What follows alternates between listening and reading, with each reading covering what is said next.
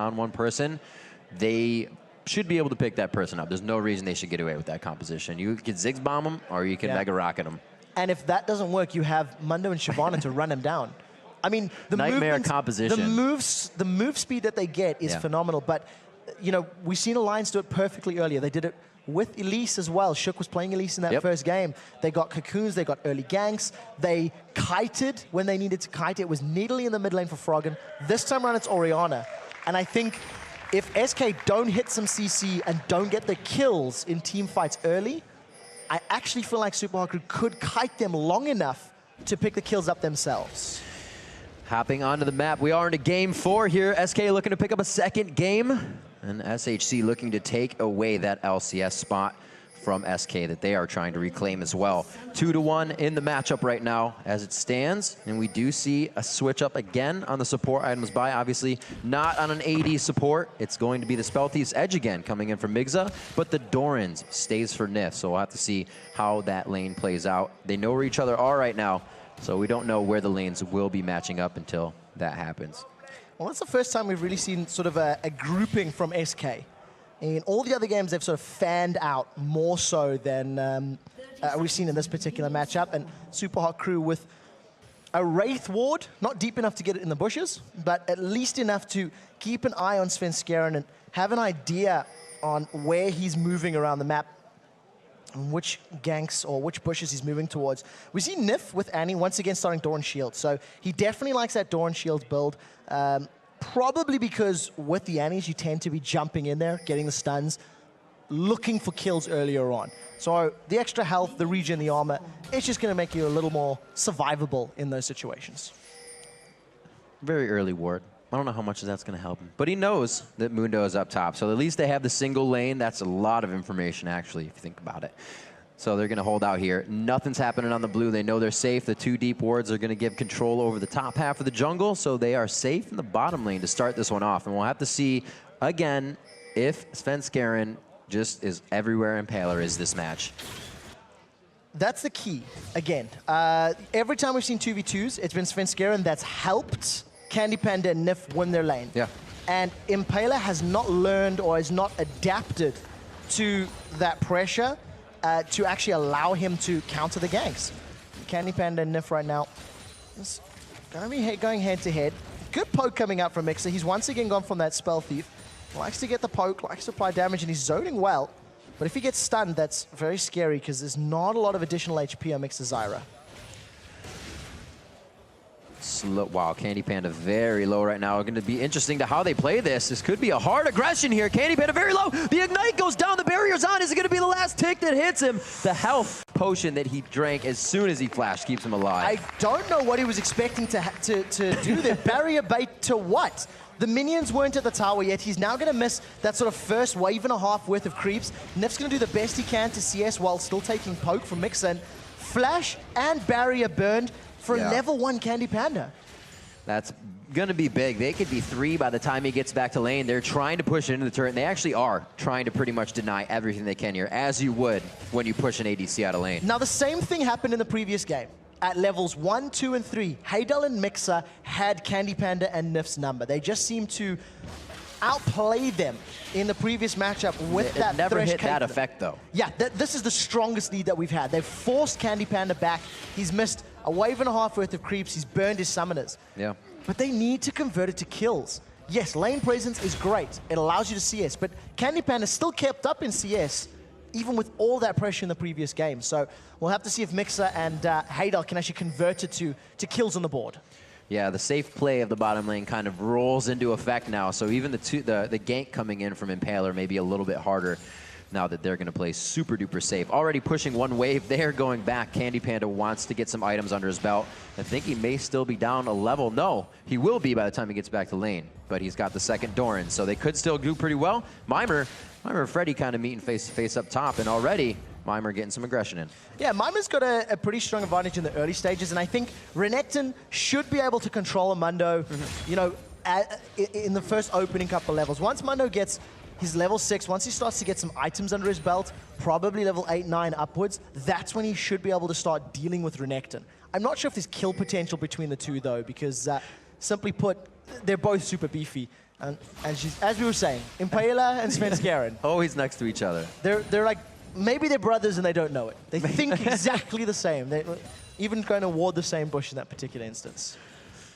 We'll see where they decide to go from here. Both of them on the top side of that map, so it could be possibly that 2v1. Once one reads it, it doesn't look like it's actually going to be Impaler. No, he does decide to come back. Yeah, we'll see how he decides to jump in. Mimer's actually stunned Freddy up. Svenskeren hasn't engaged yet, but because of the delay, it means Impalers come in.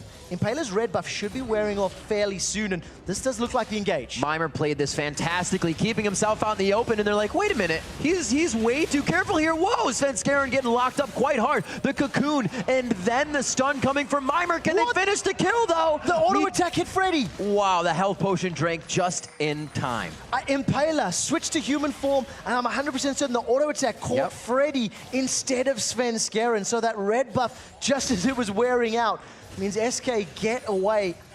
Very, very close call there if you're an SK Gaming fan. Teleport coming in for Freddy, so once again, just not wanting to lose CS. While the bottom lane's backed, Hadel and Mixer actually picked up a Fortitude of an Elixir of, Brilliance pot, thank you. Dun -dun. An Elixir of Brilliance, that was it. So Mixer has drank that. He's going to have the CDR, and he's going to be trying to once again get control of the lane. It didn't work out in the previous game. And we'll have to see if it works out this time as he's been stunned. Oh, he may have bought that elixir to take it to the grave. One more shot, it's gonna get the speed up. They're gonna make it out, one more attack. Oh, he can't get in range. He got the auto attack, and he goes down without using his barrier. Barrier was up. Barrier was up during the course of that fight, and Candy Panda did not pick it up. The kill gets picked up by Nif. He's the one that gets the gold. And on the other side, Hadel's the one that picks up the gold in his pocket. So overall, that's in favor of Super Hot Crew. The gold went to the carry, the man who's going to need it more.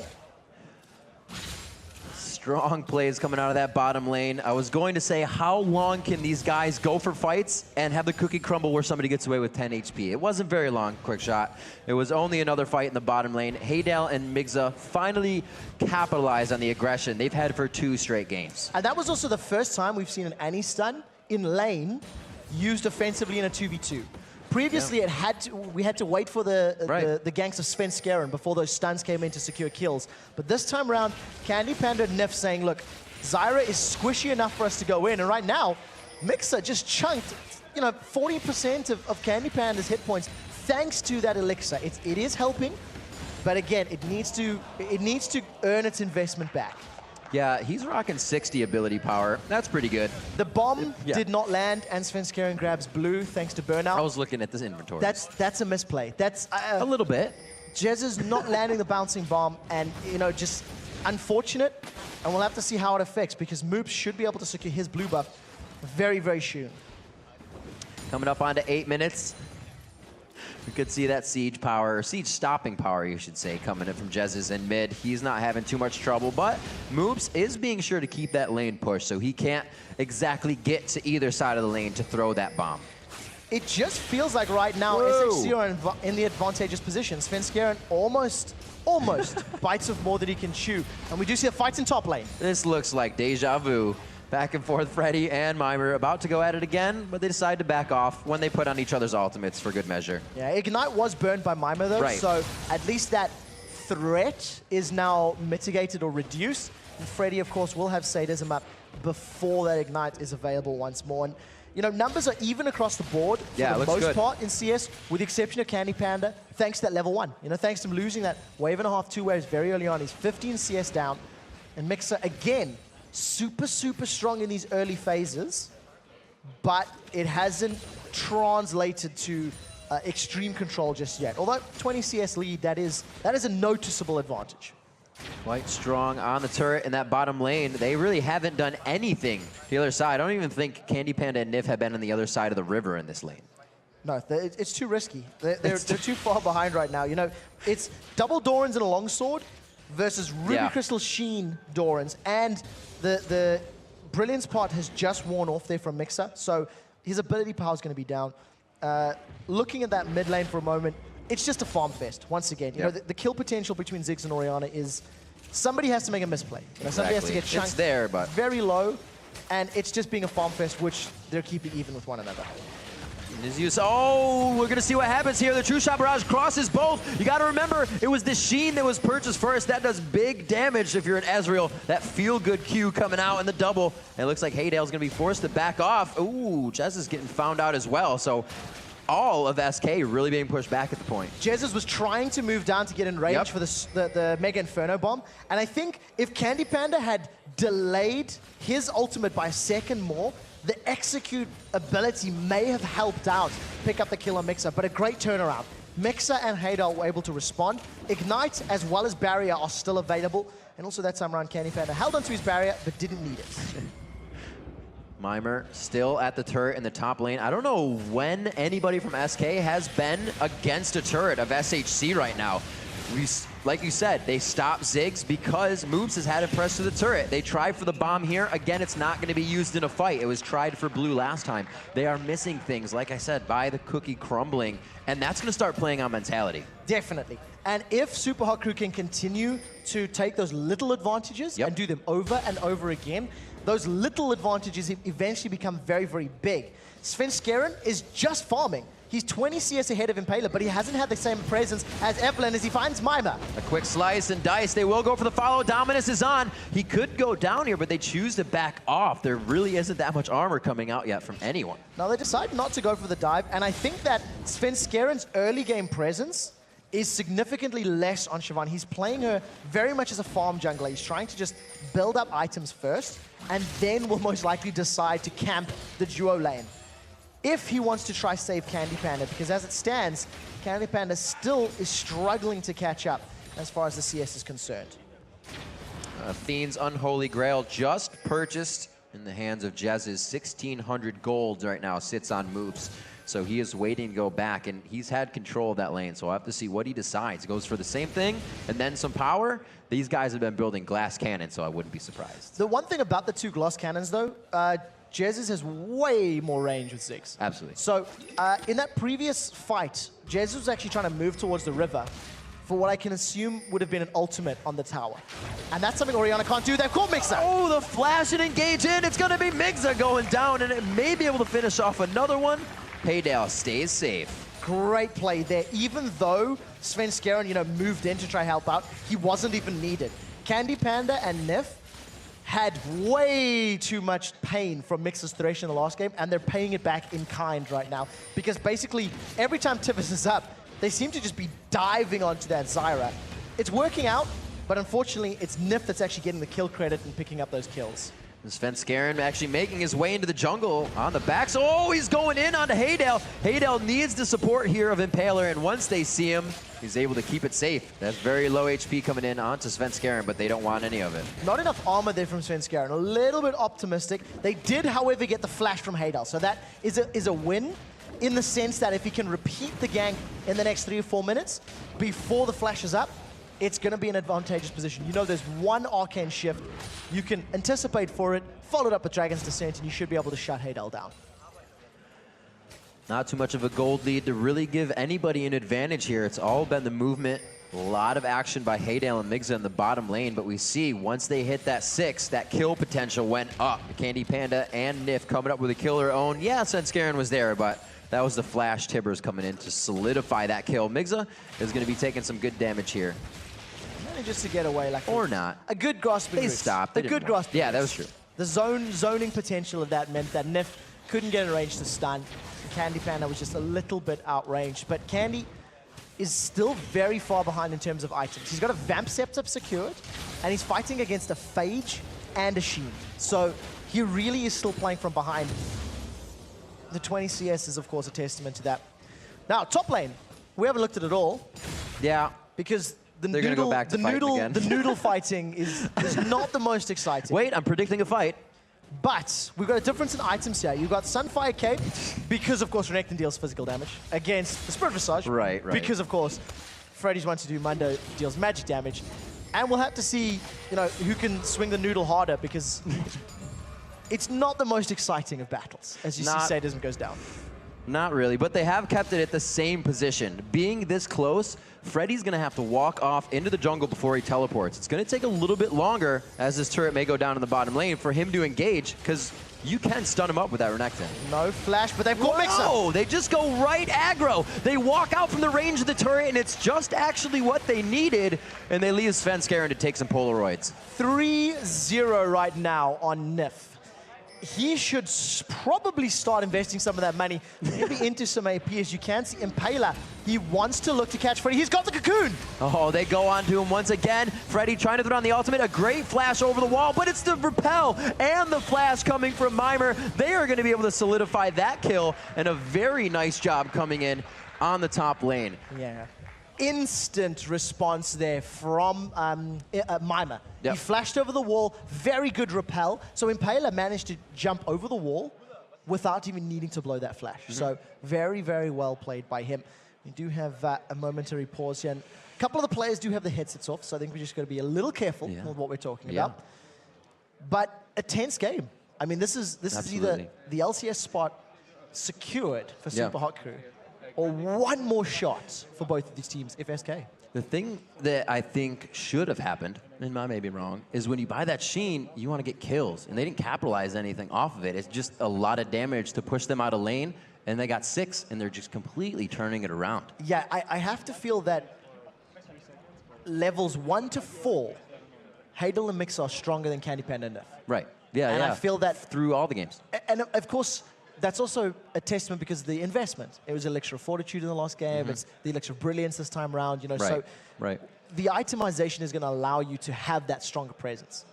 But now that Candy Panda and Nif have pulled themselves back into it, and you can see itemization, BF Sword just picked up there by Jinx, the kill potential is going to be much higher. And with some luck for Candy Panda, he may actually be able to secure those last hits because it's all been Nif right now. You know, locking down 3 kills with the hat trick.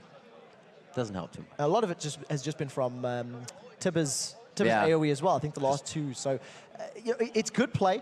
As I said, we are just trying to watch the words we're saying. This is 1-2 in favor of Super Hot Crew.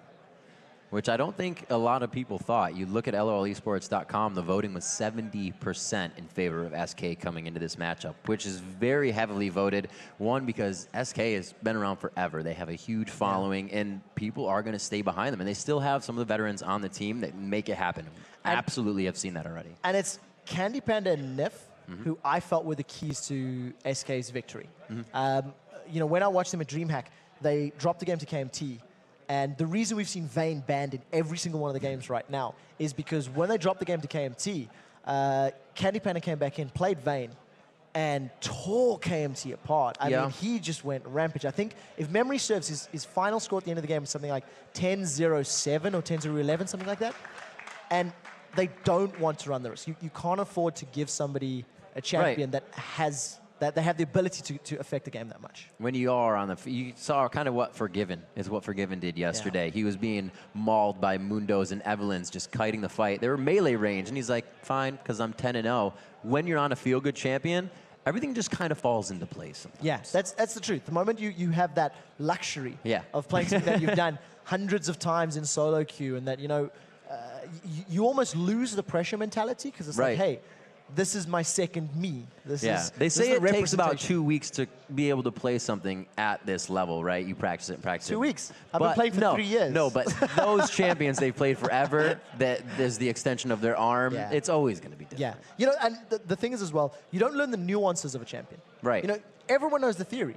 You can read about the abilities and you can read the theoretical between them. But until you've played 50, 100, 150, 200 games against all these champions, you don't know the limits and the specifics. No, not Teemo. It does look like we're getting back into the game, though. Let's rock it out here. The 2014 EU LCS promotion for the spring coming in here. These guys are trying to solidify and lock it in on the side of SK, getting back their spot. But it's SHC right now looking to steal that away, give themselves the limelight of the spring season.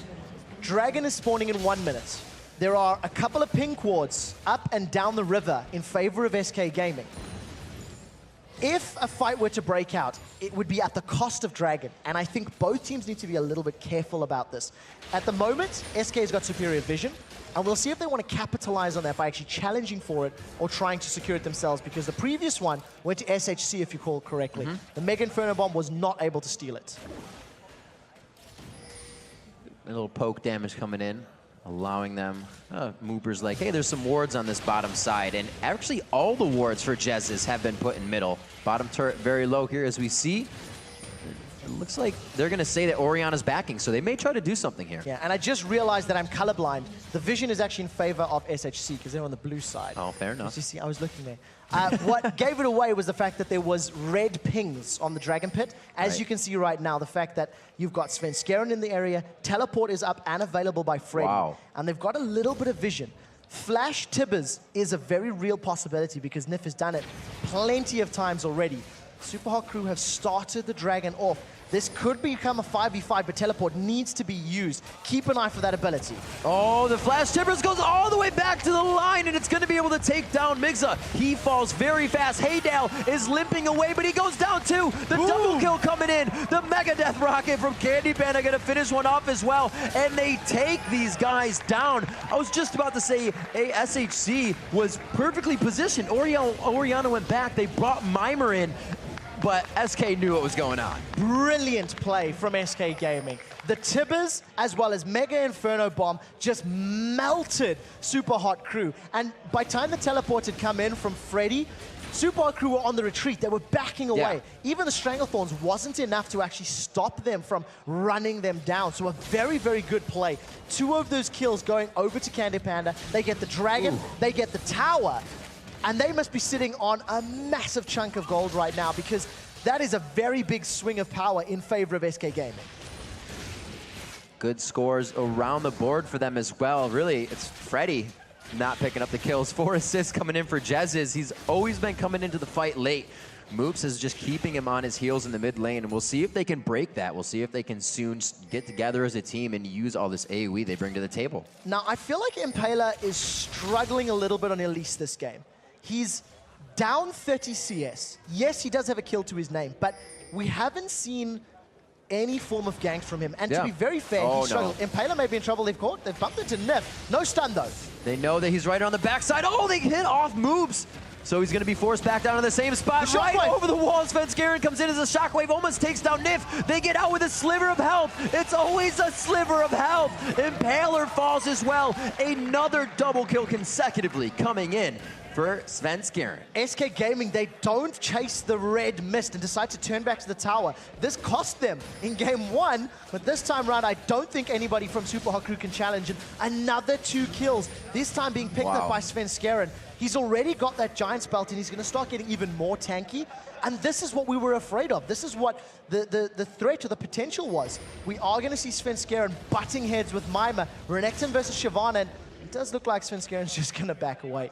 He was trying to steal a blue buff, but was forced away. It's cool. He's got 2,200 gold to spend after spending 1,200 last time, so a ridiculous amount of gold just flows into his pocket, and he still hasn't caught up to Jez's at 6,900, who has, I believe, the most in the game. Actually, that's very interesting, because that's where most of the gold is focused right now. Top laners are even.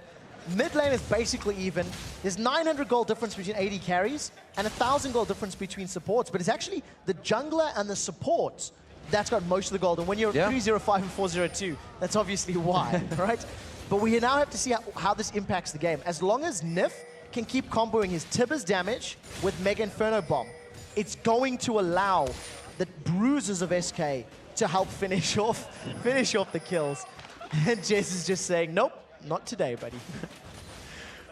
20 minutes coming up on the clock. 9-2 as SK seems to be falling into the form that most of the fans are used to here. 33,000 to 29,000 on the board. And the potential gold sitting here as they take down Haydale. Possibly the rocket hits, and he's going to get the last attack on. This turret could follow, but I don't think they have the way for it just yet. I think that's a smart decision as well. Candy Panda and Nif, while they've got great vision with SK, you can see the bottom half of the jungle, the top half of the jungle. There was a couple of members missing from Super Hot Crew. They were actually sitting in base. So they backed away for a little bit. Now the minion wave is up here. They know where Mixer is. And there's Oriana. She's accounted for in the mid lane. So now it's safe to sit around here at the tower. Unfortunately, though, the wave clear from Mix is a little too strong, and they have to be forced to fall back. It's going to be hard to stay in a fight against Freddy now. And Svenskeren. Double burning AoEs, double Sunfire Cape. There's so much extra damage before they really even start dealing their real damage. And there's no utility yet to escape, with the exception of Zyra. Right, yeah. You know, if Zyra doesn't you got to help yourself, pretty much. You've got a movement speed buff from Orianna and an Arcane Shift, but you've seen how quickly they can deal with it. Nif anticipated the Arcane Shift, seen it coming in, and just threw the tippers down at the destination and said, well, now what you going to do? I want to point out the vision once again. Absolutely. The amount of wards that SK has over the jungle is very impressive, and that's why it's allowing Svenskeren to go in and steal that white. He does need to be a little careful because he's about to run into 2 champions. He's able to get away, but that's a little brave. He does have a Sunfire Cape, he does have the Ancient Golem, but don't throw away kills that you don't need to. They have been doing quite well with really not Jez's having too much of an impact, which can't spell good things for SHC right now. Once he is combined into the fight, even more AoE, they will be able to take these fights down real quick. Mimer, Freddy still not doing too much in the top lane, and we still haven't seen that teleport yet. No, the last one was the Dragon, but basically the fight was won already anyway. Absolutely. So that was just to guarantee it. The one thing I do want to touch on when you highlighted Svenskeren's strengths, although maybe picking a fight does just get warded and instantly kills it. Thanks to their twin bite. The timing was great.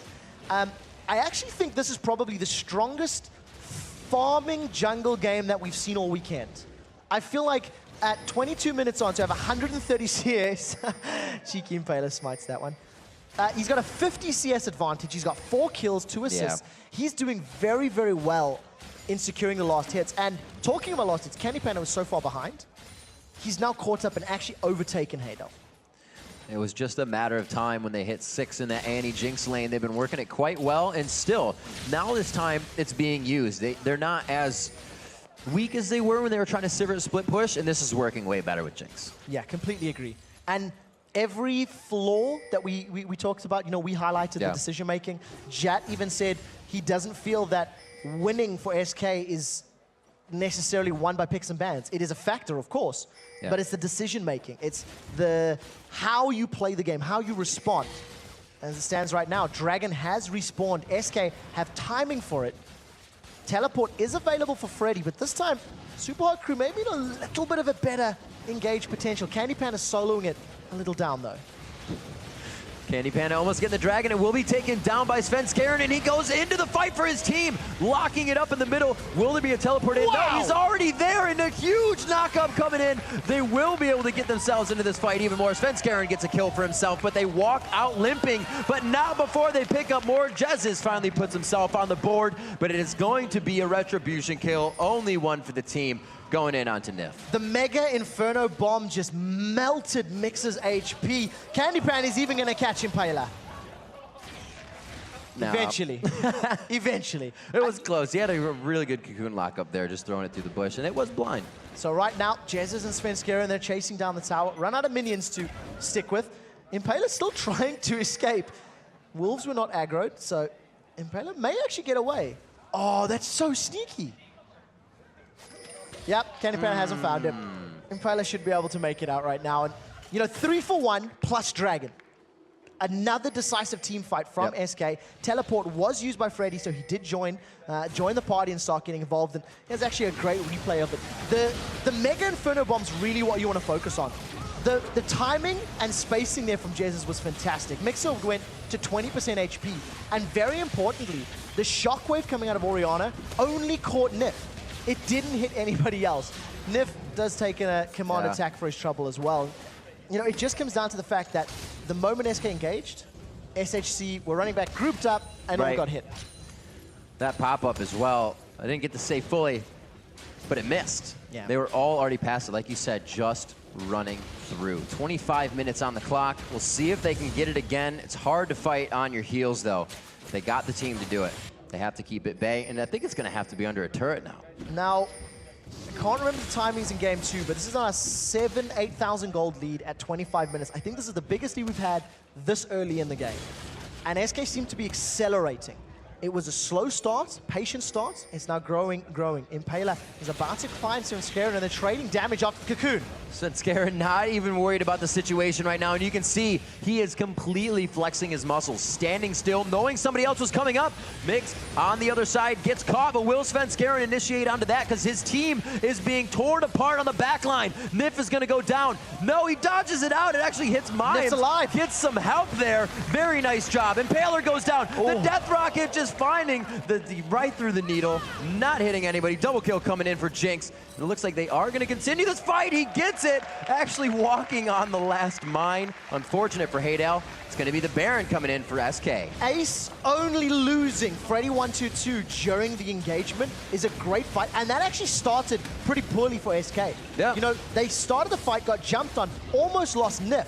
And thanks to the amount of damage that Candy Panic comes down, I mean, this is the engagement right here. Nif gets chunked. This is pretty chaotic. Forced to flash over the Stranglethorns, and Freddy is running interference on the left-hand side in the back line. And thanks to a very good stun from Nif, Candy Pan is able to pick up the kill there onto Mima, even though the rocket runs wide. It's not a big deal, and basically the cleanup potential with Get Excited just allows Jinx to keep running. Just chasing down, chasing down. They had a 8,000 gold lead in items that allowed them to survive the bad engage, turn it around, get the kills, get excited, get more kills, get excited, get Baron. I'm sure the fans are excited right now. 18-4, very definitive play coming out of SK. It took a bit for them to find their ground, but it seems like they are running strong now.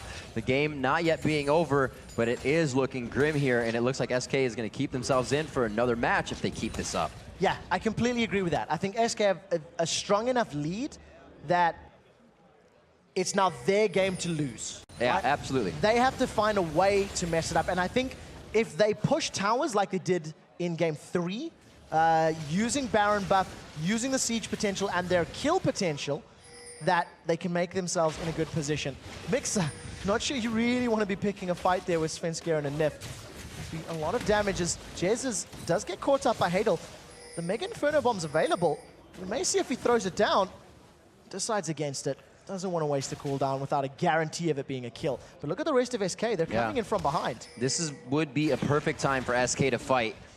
Right now, Haydel and Migza are both sitting on over 1,000 gold, not scaled into their inventory. So if this were to happen, just missing Haydel, that would have done huge damage. It probably wouldn't have killed him, but it is going to mean the turret. They got the back vision on. Oh, the bomb taking down Zyra. It's not over. Could be going continuously into the fight. Will they be able to take down Mimer? I don't think so. The turret falls, and that's all the aggression that they had. They're going to try to defend this one. Right now, we got Candy Panda in the top lane pushing, but a split push as well. A 3-lane by Svenskeren in the bottom. That was 3 versus 4 in the mid that SK Gaming won. They got the mid inner turret, they got the top inner turret, they got the bottom inner turret as well, and now they're starting to group up. SK is just so far ahead. 15,000 gold, and they're on the inhibitor. Continuously going. Nobody's even able to react right now. They were back spending gold, not in the fight. Zyra already went down, so she was gone for the majority, and that's a huge disengage for them. They did not get that Stranglethorn out. They haven't even stopped. They're just allowing the regen of Baron to work in their favor, and it does look like they now want to focus this bottom lane. Mima is miles away. He's got no teleport. If Mima doesn't get back from the top lane, this is potentially going to be another turret. This is SK absolutely in full force. They go into the fight. Dragons descend in. Oh, the rocket just missing off to the side. The turret will be theirs, and it's just SHC right now watching their base get run over. Yeah, there's nothing they can do. Freddy was complete control of that one. Once again. Look at the bomb. Continuing on, they're making it look easy right now with the amount of strength they have given themselves. And to that fact, they deserve the win on this one. 21-4, coming up on 20K gold lead. 30 minutes into the game, they turned this around from game 1. Yeah, completely different team. You would not say it's the same 5 players if you compare them to game 1, as right now Haydel almost getting the kill on Jez's. Does actually get taken down at the end, but the rest of SK, they're still the Nexus turret. Candy Pan is soloing Mima. Candy Panda wants a few more for the KDA. He's going to be able to take him down. Very nice kiting. You can see how strong they are right now. They took a beating in the early game, but kept their heads in it. This game was a message.